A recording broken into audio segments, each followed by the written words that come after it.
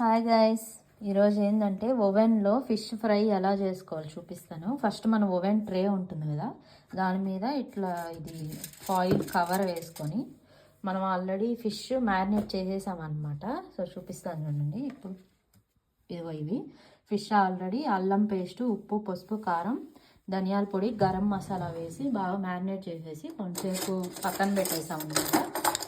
ఇప్పుడు మనం ఏంటంటే నీట్గా వెత్తి దీని మీద పెట్టుకోవాలి.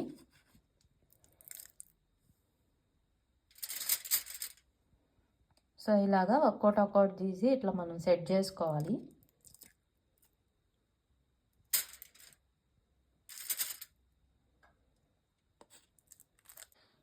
ఇలా మనం అన్నీ సెట్ చేసేసిన తర్వాత కొంచెం ఆయిల్ వేసుకోవాలి.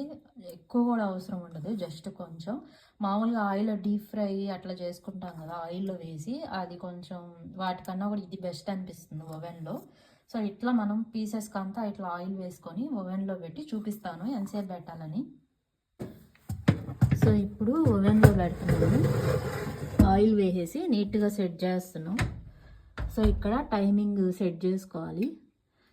కరెక్ట్గా ఒక 15 మినిట్స్ పెట్టి ఆన్ చేసేసామంటే అసలు ఎంత నీట్గా వస్తాయంటే భలే బాగా వస్తాయన్నమాట ఫిష్ ఫ్రై. సో చూడండి, ఇప్పుడు ఆన్ అయిపోయింది కదా.